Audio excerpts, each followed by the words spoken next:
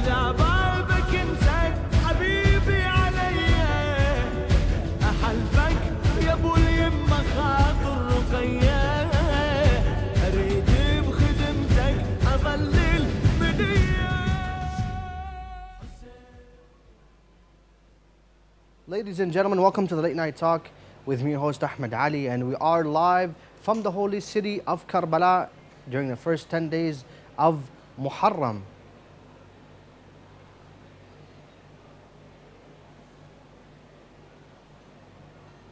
Yeah, so we are live from the holy city of Karbala, and what's so beautiful about these nights, we have mentioned earlier, is the fact that every single night is dedicated to one or more personality or personalities, if you will.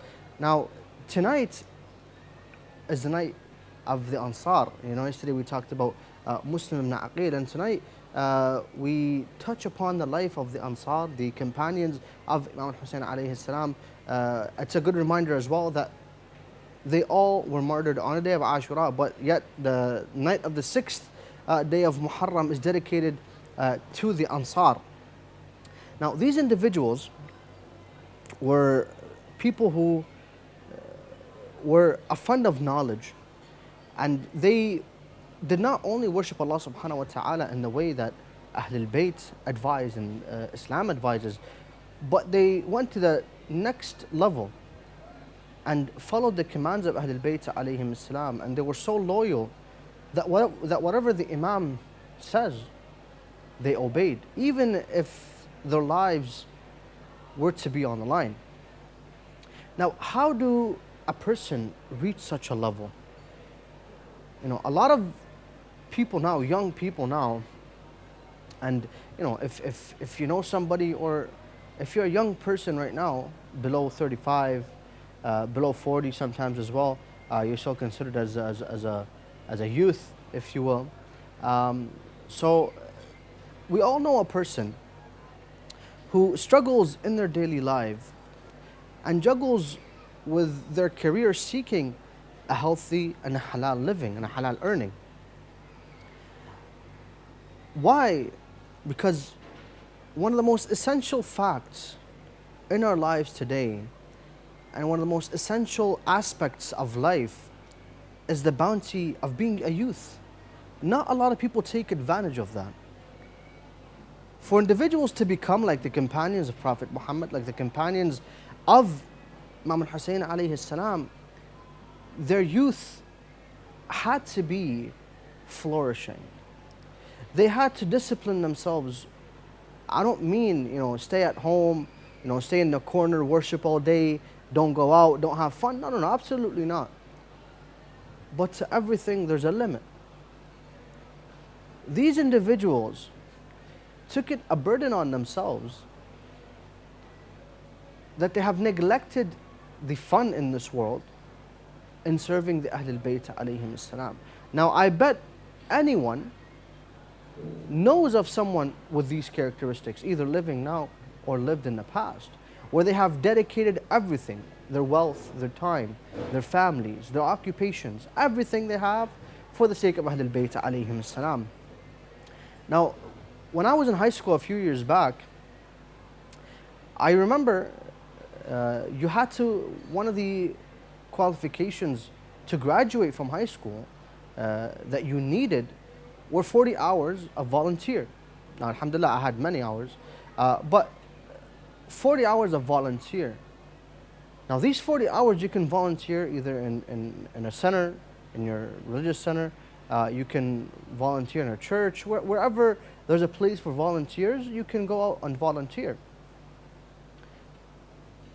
Now, for 10 hours, I chose to volunteer at an old age home. For people that haven't really went to an old age home, you at least know what an old age home is or looks like. It's where old people go to. You know, when their children can't take care of them anymore, or they can't take care of themselves anymore, they go to an old age home. Now, I went and I've seen, you know, it's that one, you know, in my volunteer, I went to so many places, but that one place keeps me always remembering that if we don't take advantage of what we are right now as youth, and we don't take advantage of this strong state that we're in, we won't be able to reach a higher level. Because Imam Ali ibn Talib alayhi salam and the Ahl al-Bayt, they have a very beautiful narration which says, "Man shabba ala shay shaba alayhi." If a person is used to an act in his youthhood, he's going to be addicted to that act when he grows up. And this has just been proven scientifically, that if an individual, take for example, if a mother is addicted to heroin, or she's addicted to a certain drug, the baby that she delivers will be addicted as well. A percentage that this small baby will also be addicted. If a person is used to doing something in his youth, going out of it, if he goes beyond 40 and he's still practicing that thing, going beyond 40, it's going to be nearly impossible for him to overcome that addiction, and for him to overcome that thing that he used to do, that action. So it's important for us to take care of our youth. I remember a narration in Majlisi's Uyun al-Hayat. Prophet Muhammad sallallahu alaihi wasallam, he says to one of his companions, Aba Dhar, O Aba Dhar, take advantage of 5 before 5. He says, take advantage of your youth before your old age, your health before your illness, your riches before your poverty, your free time before your work, and your life before your death. What was the first thing that Prophet Muhammad told Abu Dhar to take advantage of? It was his youth before old age. Because Allah subhanahu wa ta'ala says in the Quran, we've created you from weakness, and then you have strength, and then you go back to weakness. So if we do take advantage of that, if you're a child, you're unable to perform the mandatory worships or the mandatory acts that Allah subhanahu wa ta'ala told us to do. And that's why Allah subhanahu wa ta'ala set a certain age, because He knows that in that age you have the ability to perform. Right now we have, they call them the miracle kids, where kids have reached a certain state in their mentality where they have opened gates in their brain. They get to think about different aspects of life, mathematical formulas, chemistry, biology, and they reach very high stages.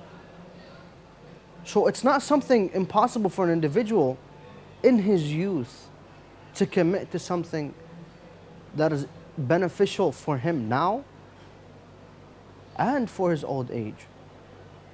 Take for example, if someone sits at home all day, doesn't go out, doesn't interact, eats, sleeps, watch TV, and there's a lot of people out there like that.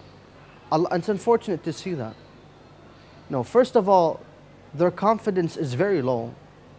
They don't want the outside people to see them in that state. So they stay at home, all they do is eat, watch TV, and that's it. They don't go out. If they stay for that, if they stay like that for a good 5 years, not even, for a whole year, they're going to develop a very severe habit and a very severe mental problem. Imagine if you do that from your youth to the old age. Are you able to change that when you're old, when you have no strength or barely any strength? That's why in every sport there's an age limit.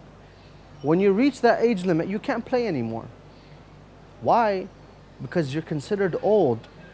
Now you need to retire, you need to chill at home, you need to either, that's why we see famous football players coaching the teams they used to play on, because now they're too old to play, or they play these honoring games. But the point is, they're too old to achieve what they used to achieve. Now we watch football games and we watch sports not looking at the baseline, not looking at who's coaching, Who was that person? He was a young person as well who used to play on that team or a different team. And he had a flourishing youthhood. Everybody loved him. And now he's just on the sideline. Yes, he's famous. And yes, he reached, coaching a famous team. But at the end of the day, he's still he's old. This is why it's our responsibility for us to look at and learn from the mistakes of other people. Imam Sadiq alayhi salam, he says, a person or a believer does not fall into the same pothole twice. If you walk down the road in mid-daylight and you see a pothole, are you going to walk into that and trip? Of course not. But if you do accidentally, you're going to remember that trip and not follow into it again. And if you do, that's just, I don't know what goes on. But a believer does not fall into the same mistake twice. Why? Because we grow. Even if you don't feel yourself growing, a lot of people, when you do a mistake, they say, grow up. Well, the state that a person is in is growing. The mentality is growing. After every second in a person's life, there's a development going on. And taking advantage of that development is what keeps us going. Imam Sadiq alayhi salam and the Ahlul Bayt, peace be upon them, have mentioned so many narrations in terms of the ear. We have Imam Sajjad alayhi salam and his treatise of rights, which are also presented on this channel by our very good friend and brother Ali Jassim. It's a wonderful show that he's presenting, where the treatise of rights one by one are narrated and commented on. One of them is the ear.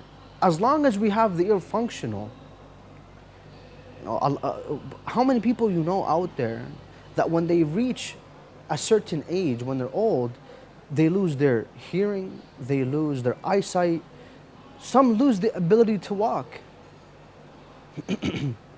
So as long as we have a functional ear, it's our responsibility and our right to utilize that ear and use it to listen to lectures, listen to beneficial knowledge and wisdom that will also grow. As long as we can see, as long as our eyes are functional and we can see properly, let us look at the signs of Allah subhanahu wa ta'ala. Every creature on this planet, whether you go from the biggest creature, from an elephant to a whale, up to a small creature like an ant, or even smaller like a mosquito, or even smaller like the small entities that can see only through a microscope. But take, for example, the ant, a very small creature. Even that is a sign of Allah subhanahu wa ta'ala. If it wasn't a sign of Allah subhanahu wa ta'ala, or God would have not placed a whole chapter in the Quran named An-Naml. That creature now is scientifically proven to carry more than its weight. That means what? That the pressure, even if you put triple or quadruple the pressure on an ant, it can still bear it. Yet we human beings, if we have only one thing troubling us, we feel like the whole world is going to collapse on us. And that's what destroys the mindset of a young individual. Us, we're so healthy, we have a perfect life, perfect body, healthy body. Utilize that. As long as we have functional legs, let us use that ability to play sports, to go to holy shrines, to explore the world. No one told you it's haram to explore the world. No one told you it's haram to play sports. A lot of people that, I want to go to France, I want to go to this country, I want to go to Italy, but yeah, is it allowed? Well, who said it was haram? Go explore the world, because in every part of the world there's a sign of Allah subhanahu wa ta'ala. the sun shining every day, rising and setting, that's a sign of Allah subhanahu wa ta'ala that, you know what, life is going around. For those who have come to Karbala, one of the signs of Allah subhanahu wa ta'ala is the beautiful shrine behind me, which I do mention again, it is not fake, this is real. This is the shrine of Abu Fadl Abbas alayhi salam. This is the sign of Allah subhanahu wa ta'ala. So while we're young, have the ability to perform things that old people sometimes aren't able to perform. What am I talking about? In over a month, we're going to have Arba'een. And millions of people walk from hundreds of miles away just to reach Karbala. Now, if you take the opportunity, and if you take advantage, like Prophet Muhammad says, take advantage of 5 before 5, the first one being your youth before your old age, and your health before your illness. He's talking about this, that take advantage of you being a youth, walking from a certain area to Imam Hussein alayhi salam. Your youth. And it's beautiful to see, you know, how, and speaking of youth, we do have a break from Brother Muhammad Ali, and we'll do continue the discussion after the short break. But Muhammad Ali and his wonderful work, he goes out in Karbala and he looks at the processions that are going on, that are established in Karbala to commemorate, and 90% of the people who serve at those mawaqib, who serve at those processions, I think you have a very good guess who they are. They're youth. They're young individuals who, when they grow up, to be like the companions of Imam Hussein alayhi salam. But we'll go into the short break and do join Muhammad Ali, and we'll be back very shortly. So do stay tuned.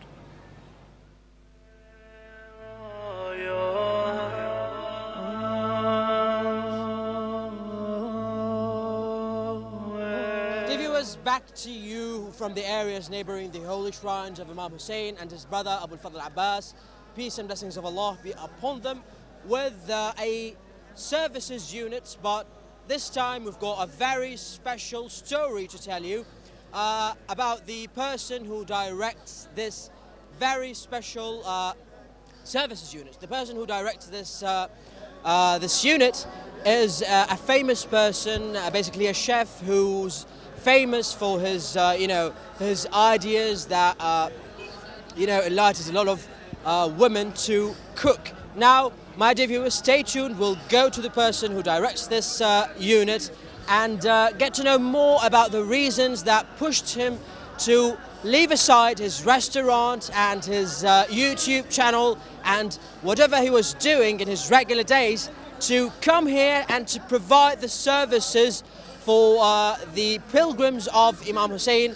Peace and blessings of Allah be upon them. So stay tuned, my brothers and sisters.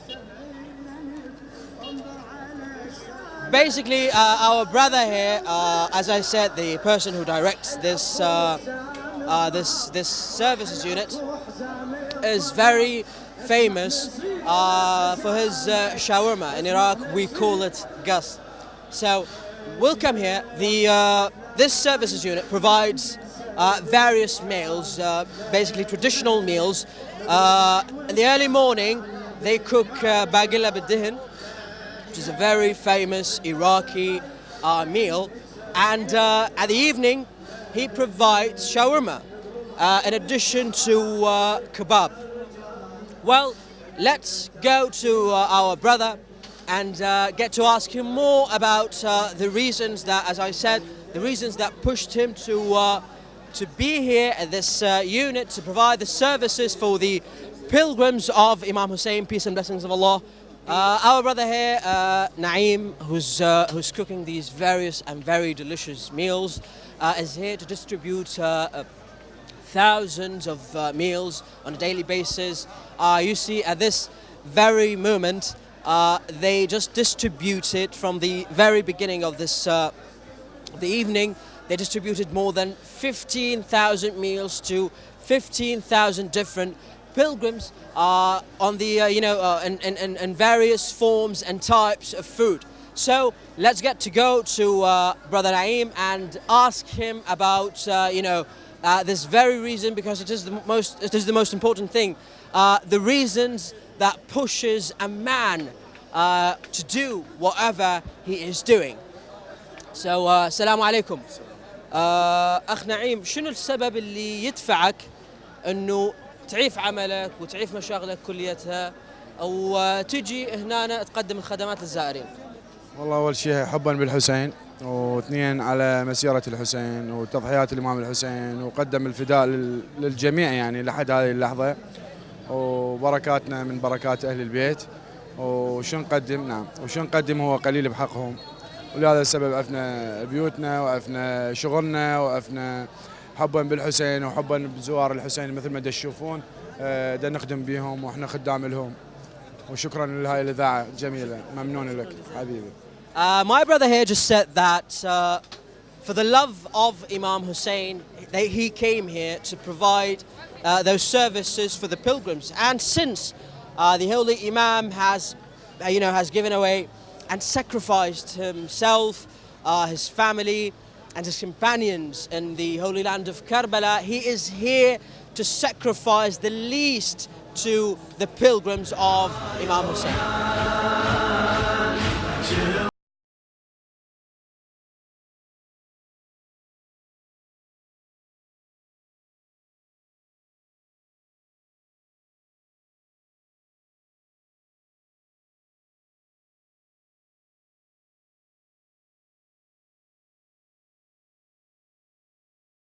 Viewers, as you have seen and witnessed the different stories from the holy land of Karbala, from the streets neighboring the holy shrines of Imam Hussein and his brother Abu al-Fadl Abbas, starting from our brother who left everything that he does, his business and his family, and that, the other thing that he does, and came here to provide the services for the pilgrims of Imam Hussein, and the reasons that he mentioned, to the other story of the lambs and their symbolism, receiving the Ahlul Bayt, peace and blessings of Allah be upon them. So that was our tour for tonight. Stay tuned for more tours. Thank you for joining us tonight very much. Wassalamu alaikum wa rahmatullahi wa barakatuh. Welcome back, dear viewers. Hope inshallah enjoyed, and we do thank Brother Ahmed Ali for the wonderful reports that he's providing us with. Going out in the streets of Karbala during Muharram, it's something, because the streets are packed, as you saw. Everyone is out, and what really caught my attention during that report is the fact that Muhammad Ali asked the organizer or the director of the procession. He says, "What is the motive that pushes you to do this? To leave your family, to leave your occupation, to leave everyone at home and your daily life, and dedicate yourself 10, and sometimes processions go all the way to Arba'in, from the 1st of Muharram all the way to Arba'in, non-stop in Karbala."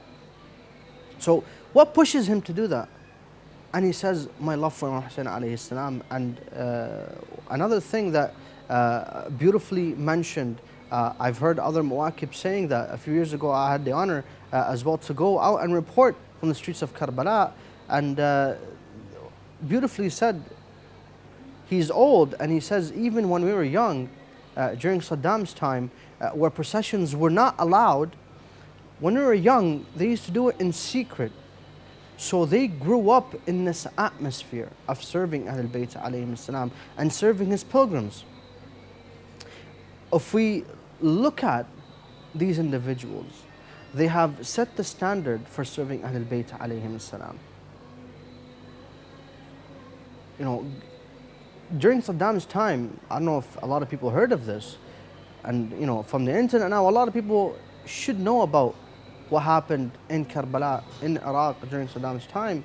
But the person serving Imam al-Hussein was killed, just like the enemies of Ahl Bayt and the tyrants who existed before Saddam, like the Abbasids, like the Umayyads.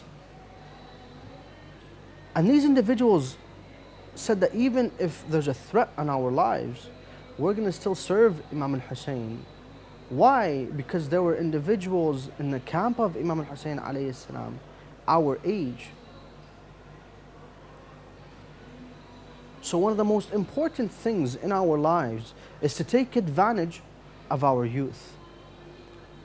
You know, we're in a state right now, I'm in a state, I talk about myself first. I'm in a state right now of needlessness. I don't need someone to help me. Sometimes we do need others to help. But for daily chores, I don't need someone to come and help me in my daily chores because that's my responsibility. So I should take care of that and I should take advantage of that before the time of neediness, when I am in need of others to do the simplest things like walking. You know, right now when you come, you don't even have to come to Karbala, anywhere across the world, old people need the walkers, need the sticks, need a wheelchair just to move from one place to the other. Whereas right now we're so fortunate that we can walk and not care about what happens and not care about, you know what, where am I going, what am I utilizing these senses for. We're just so, you know, so left in this world unknowing of the bounties that Allah subhanahu wa ta'ala has given us. Once a scholar was asked about the narration by Prophet Muhammad sallallahu alaihi wasallam that I mentioned earlier, you know, take advantage of 5 before 5. I keep on going back to that because there's a beautiful story behind it. A scholar was once asked about that. He says, the most beautiful narration I've heard is that, because it outlines the necessities in our lives. If someone is young, of course he has to take care of himself. If someone is rich, he has to take care of his wealth. Because if he spends it all in a year or two, what happens next? You answer the question. If a person is healthy and does not care about himself, he does the dumbest things, excuse my language, the dumbest things to hurt himself. And when he's in illness, he's like, oh wow, I wish I never did that. So you take advantage of your health and take care of yourself. Now if an individual is able to see these senses that Allah subhanahu wa ta'ala has given us, and the scholar says it very beautifully. He says all of these are what sets the line in your life. To never cross that line and put yourself in harm's way. But yet, even sometimes if we get to understand the mentalities that said these narrations, which we'll never get to understand because we haven't given them their rights. Once, Habib ibn Mudahir, who was one of the greatest companions on the day of Ashura, some narrations say he was over 80, some narrations says he was over 90, and some say he was even over 100 years old. But when he went into the battlefield, they thought he was a young warrior from the way he fought. There's a beautiful narration by, I think, Imam al-Baqir alayhi salam that says they had the view of an old man but the heart of a young warrior. Their courage, their bravery. So that's what we need to characterize ourselves with. Habib ibn Mudahir once was walking with Ali ibn Abi Talib alayhi salam, and Imam Ali was holding Imam Hussein in his arm. So he was a small baby. Now imagine how old Habib ibn Mudahir is. And Habib was a pretty young man. Was in his 30s, mid-30s. Now he says, Habibi, Ya Habib, Imam Ali asks him, what is the most beautiful thing that a man is characterized with? He says, his youth, his bravery, his ability to serve Allah subhanahu wa ta'ala. Imam Abi Talib, he says, I'll give you another one, another characteristic. He says what? He says martyrdom in the way of Allah subhanahu wa ta'ala. Now Imam Hussein was young.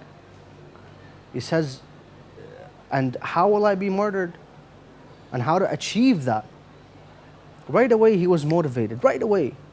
He was motivated to reach that state.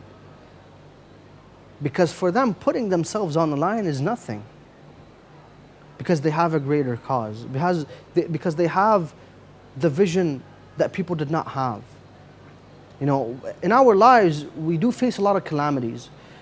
We do face a lot of oppression and trials. But yet, sometimes, a lot of the times people fail to recognize why they were put in that situation. You know, there's a saying that goes around, it's whatever that doesn't kill you makes you stronger. And that's perfectly said, because whatever that doesn't kill us will actually make us stronger.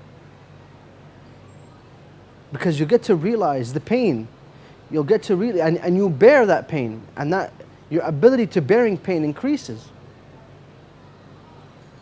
So Hayyun al-Mudahir, after every single battle with Ali ibn Talib, he goes up to him, he says, "Oh, Commander of the Faithful, until now, I haven't reached what you told me. I haven't reached martyrdom." He says, Imam Hussein was with him, he puts his hand on the head of Imam Hussein alayhi salam, and he says, "You will reach that stage with my son Hussein." So up until after the martyrdom of Imam Ali ibn Talib, and during the life of Imam al-Hassan, and the 10 years with Imam al-Hussein alayhi salam before Ashura, Hayyun al-Mudahir was waiting for that moment, and that moment never came. And he was sad that he's like, you know what, I'm reaching an old age, you know, I'm not able to fight anymore. You know, that just feeling old makes the person depressed if he was promised something. So the news of Karbala arrives. Hayyun al-Mudahir reaches Karbala with Muslim Awsaja and all the other companions. And at that moment, he remembers the words of Imam Abi Talib alayhi salam. And how beautifully he was martyred. You know, it's savage, but the way that he approached the army of the enemies of Allah and the enemies of Ahlul Bayt was just beautiful in itself. Because it shows us that despite what the odds are, you know, hundreds of thousands to what? 72? Some narrations say 70,000, others say 80, others say over 100,000 soldiers came to fight Imam Hussein alayhi salam with his 72 warriors and family members. So those odds, despite, you know, when you go into a war like that, your fate is certain. You're going to die. Yet these individuals made a stand for us to learn from. So on any calamity that I faced during my life, I can reflect back on those who faced harsher calamities, like Hayyun al-Mudahir, like the companions of Imam Hussein alayhi salam, like Hurr ibn Yazid al-Riyahi, who up until the day of Ashura, 10th of Muharram, he was with the army of Yazid. He was the reason, so to speak, why Imam Hussein didn't go to Kufa and went to Karbala. Yet on that day, he revolutionized himself and became a person who the infallible Imam in the ziyarah says, Bi abi anta wa ummi. May my father and mother be ransomed to you. Just to throw that out there, when an Imam says that, may my father and mother be ransomed to you, the father of an infallible is an infallible. So keep that in mind. So Hurr ibn Yazid al-Riyahi, who was up until the day of Muharram, the day of Ashura, was against Imam al-Hussein, turned to be a companion where his beautiful holy shrine just a few kilometers away from the main city. Sayyidina Mudahar al-Asadi buried right inside the holy shrine of Imam Hussein with a separate tomb other than the companions. Why? Because they set that model for everyone to learn from. Whether you're young as old as Qasim, whether you're old as Sayyidina Mudahar, even an infant like Ali al-Asghar, you get to learn, because we have Karbala is like a university where we learn from the young and from the old. So before we do go into a break, and we do have a very special guest from London, from the UK, United Kingdom, Raza Abbas, before we go into that, before we go into a break, it's important for us to take care of ourselves while we're young, before we get too old and we can't actually, perform anything that we could have performed. And, the regrets start coming out, and oh my God, I should have done this, I should have done that, I should have, did something in a certain way and not in a certain way. Let us not regret, and let us keep one thing in mind, and that's take care of ourselves and take advantage of 5 before 5. So do stay tuned, and we'll be back shortly after the break.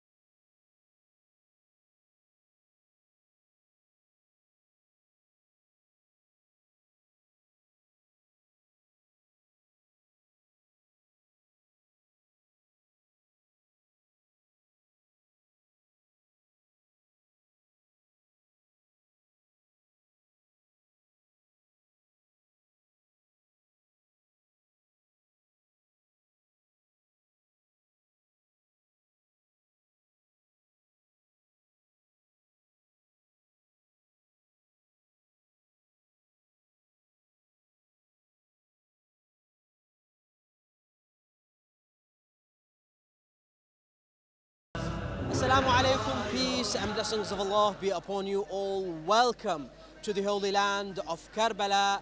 As you see now, my dear viewers, it is the days that, it's the days ahead of the 10th of Muharram, where we are, at this moment receiving with grief the days of Muharram, receiving with grief the calamities that the Ahlul Bayt, peace and blessings of Allah be upon them, have been through.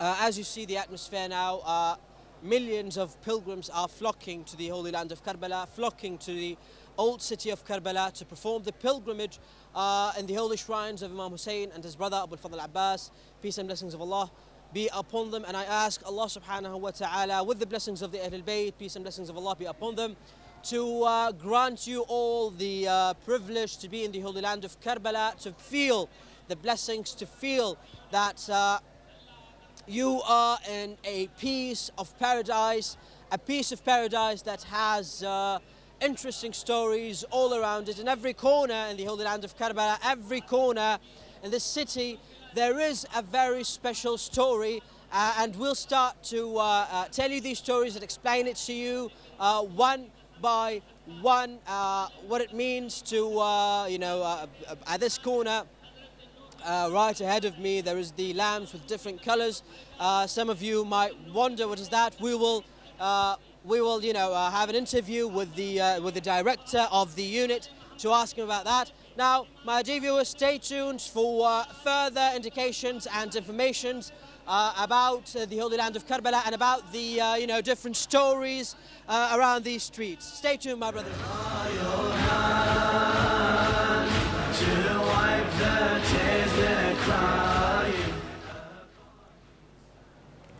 Ladies and gentlemen, once again, we do thank you for tuning in tonight, and we do thank our good friend and dear friend of mine, Brother Ahmed Ali, for providing us with the atmospheres of Karbala, the live and beautiful views from the holy city of Karbala. We do thank the crew members that are dedicated to serve Imam al-Hussein in his channel, Imam Hussein alayhi salam, from the cameraman to the crew in the control room and in the studios. We do thank them, and just to put that out there, they are youth as well, and they're taking advantage of their youth before they get too old. Although some are old, we don't want to get into that. However, we are back live from the holy city of Karbala, and our main discussion for tonight revolved around taking advantage of our youth before we get too old, and linking that with the companions of Imam Hussein alayhi salam, who despite their old age were able to reach a state that no one in history ever reached. A lot of people talk about the greatness of the companions of Prophet Muhammad. Yes, they're great, but according to narrations of Ahl Bayt alayhim salam, ما رأيت أبر وأوفى من أصحابي. I have not seen more loyal and more trustworthy individuals like my companions.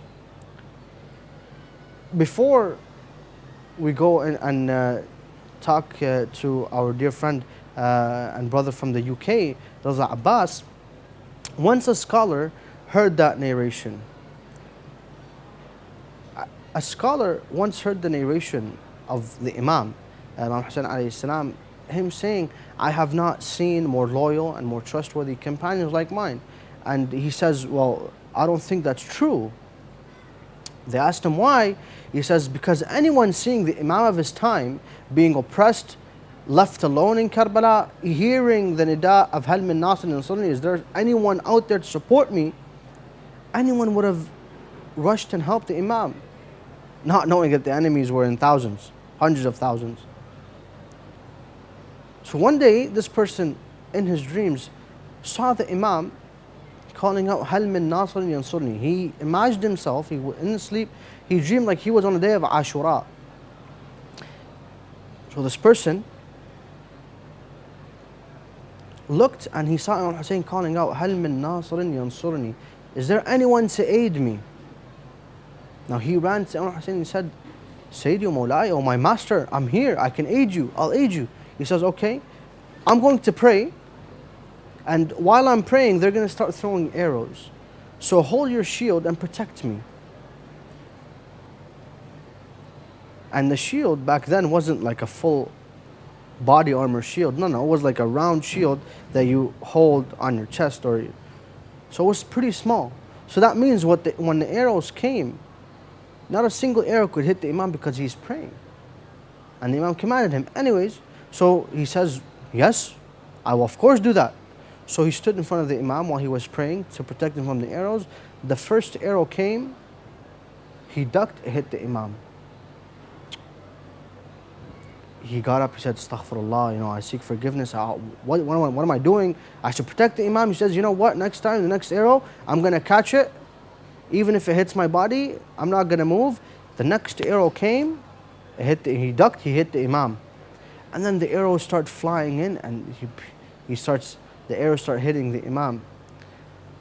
Then Imam al-Hussein alayhi salam tapped on the shoulders of the scholar, and he says, look at the other companions. The other companions were filled with arrows. They fell dead. They were filled with arrows because they were protecting the Imam. He taps him on the shoulder and he says, Ma ra'ayt ashab abar wa awfa min ashabi. I have not seen or witnessed. And Imam Hussein was during the time of Prophet Muhammad, so he did see the companions, the loyal companions of Prophet Muhammad. But he still says, I have not seen companions more loyal and trustworthy like my companions.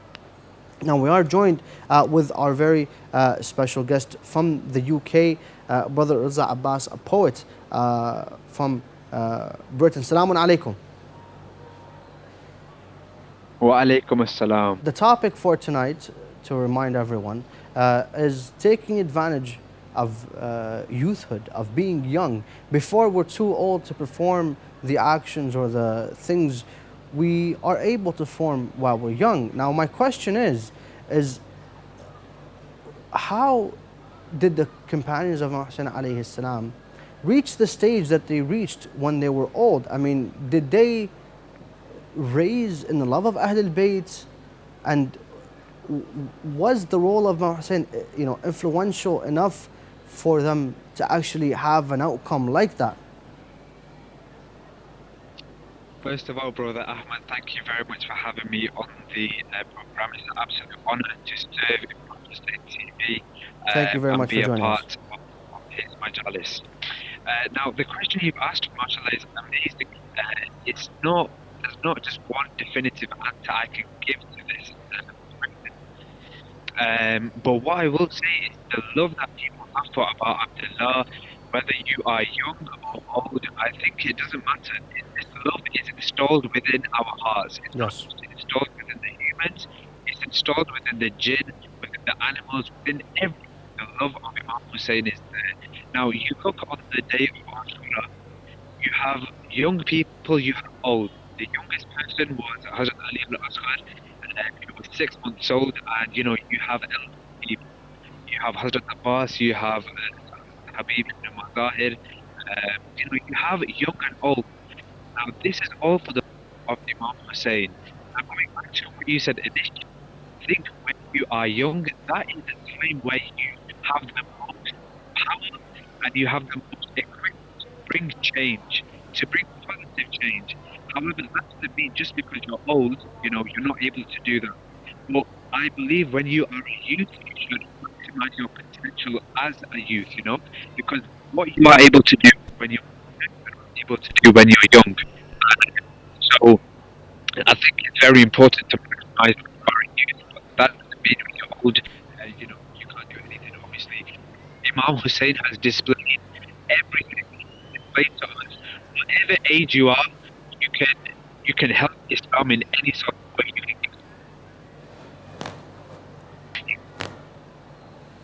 And that's actually very beautiful to mention, is that there's one key point actually to add on that. I mean, yes, whether you're old or young, you can still serve Ahlul Bayt alayhim salam in the most beautiful way and the best way, but it takes your time during your youth to become like that when you're old, because as you know, for someone to stay in a state in his youth and being addicted to a certain habit or to a certain action, when he grows old, it's difficult to overcome that. It's difficult for him to, it won't be like the same individual who actually is dedicated to Ahlul Bayt alayhim salam from a young age, and he grows up, just living the love of Ahlul Bayt alayhim salam. Now, tonight is the night of the companions of Imam Hussein alayhi salam. Now, have you prepared for us a poem that you can bless us with, a few words for these companions? Of course, brother Ahmed. And honest to God, you don't understand, but this is the biggest honor and blessing for me. You guys, mashallah, are sat in the holy land of Karbala, It's a an honor. land that they call heaven on earth. If you can please give my salam to Imam Hussein Definitely. and Hazrat Abul Fazl al-Abbas, that Definitely. would be Right there, very, they're very, that they're would in mean front the of you world right to me. now. If you want to send your salams before you read the poem or after, up to you, but we do have beautiful inserts of the holy shrines, so do send your salams before we begin. I will definitely do that. Assalamu alaikum ya Aba Abdullah. Assalamu alaikum ya Abul Fazl al-Abbas. So the topic today is an amazing topic. It's the companionship, and it's about youth and how that links to Imam al-Hussein. Now, we are all aware. Yeah.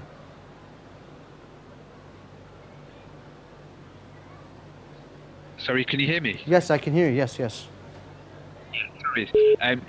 So we all know that today's topic is about companionship. It's about the youth who served Imam al-Hussein. We all know companions who stood alongside. Yes.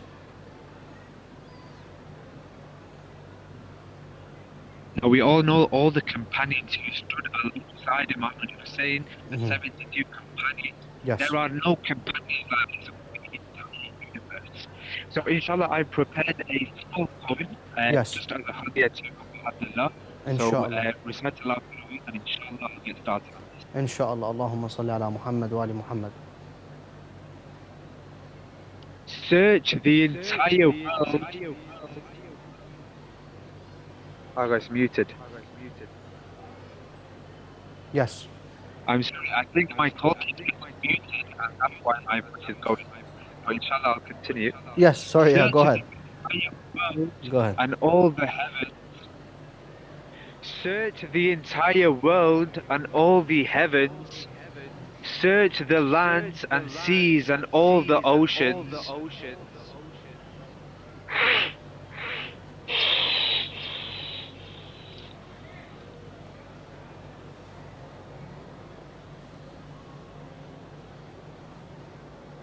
Hello, Brother Ruslan. Can you hear me? Yeah. No problem. So, Search the entire world and all the heavens. Search the entire world and all the heavens. Search the lands, the seas, and the oceans. I promise you, you will never find companions like the 72 of Hussein. In the face of 30,000 bloodthirsty men, stood the 72 with a faith unshakable and unbreakable. The lions of Aba Abdullah, shrouded with the love of Fatima Zahra, one by one enter the battlefield, fighting ferociously in the face of oppression, laying their lives down for the Imam of their time. The call of Hal min Nasirin Yansurana echoing through the skies, transcending time. A call not just limited to the plains on the day of Ashura. A call for every era, a call to help the oppressed and a call to help eradicate crime and hate.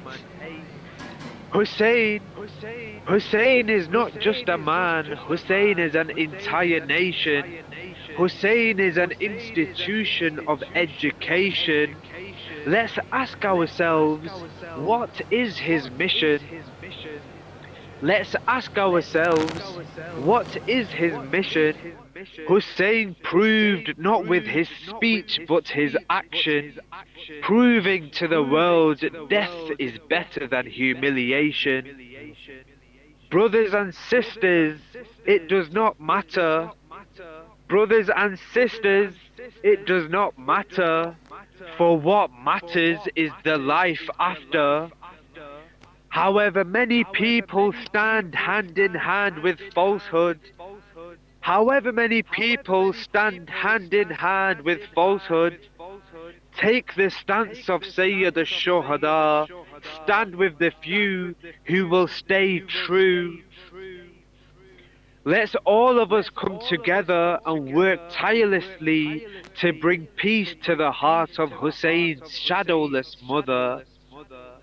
Let's all come together and work tirelessly to bring peace to the heart of Hussein's shadowless mother. Pay our allegiance, carry the flag on your shoulders and let's form a legion. Pay our allegiance, carry the flag on our shoulders, and let's form a legion. Forget the small petty discussions of our great nation, and let's concentrate on the main mission. He's a Muqassir, he's a Nusayri. He's a Matami, he's a Namazi. He follows Khamenei, he follows Shirazi. And then we wonder why the Imam won't rise. And then we wonder why the Imam won't rise. Maybe we should ask ourselves, what has caused the bruising to his eyes? Mawla, what am I? Oh Master, what am I? An irrelevant soul, miles apart from my goal. Call me to Karbala at your door. Karbala, at your door, I'm yearning to prostrate on your floor.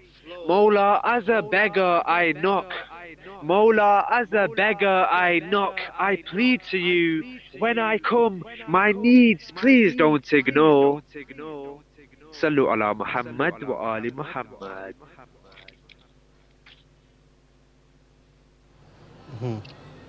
Beautifully said, Brother Raza. I mean, one of the most beautiful lines I've heard. And I'll get to talk about two that really touched my heart. Is the Imam Hussein alayhi salam as an institution of education.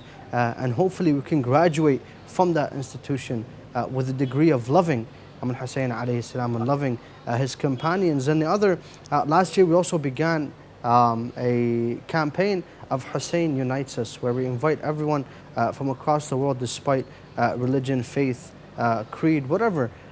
And we share the message of Imam Hussein alayhi salam through that ground and through the common grounds that we have with every single human living on this planet. Because everyone believes in freedom, everyone believes in love, and everyone believes in justice. So through that, hopefully, through your hard work and the hard work of those who don't appear on the camera, we can, continue serving Ahl al-Bayt alayhim salam, and just continue loving them and serving them in the most proper way, like yourself. We do thank you very much for joining us tonight, Brother Raza Abbas. Help, and thank you so much for support. And it's a truly an honor for you guys to call me and recite my few lines of poetry. A sinner, a nobody who needs the guidance of Imam Hussein. It's truly an honor. Thank you to Brother Masood, who is in the back room, and to yourself, Brother Ahmed. Thank you so much for all your help. It means the world. Inshallah, just pray I come to Karbala very fast. Inshallah. And, may we all continue to serve. Very soon, brother, very soon, inshallah. And the honor is ours, and inshallah we can continue this, but at a different time. Thank you very much once again, respected viewers. Thank you very much for tuning in tonight. We have reached the end of our show tonight, so do stay tuned for tomorrow. For we will be joined with another special guest live from Karbala. Though you just have to wait and see who that person is. So stay tuned for tomorrow. Assalamu alaikum wa rahmatullahi wa barakatuh. مولاي يا مولاي مولاي يا مولاي مولاي يا مولاي مولاي يا مولاي مولاي يا مولاي. Protect me, oh my Lord, on the final judgment day, when the guilty and unjust will beg and plead and pray, when belongings won't avail and sons will not respond. Have mercy on my soul, I beg you, oh my Lord. Mawla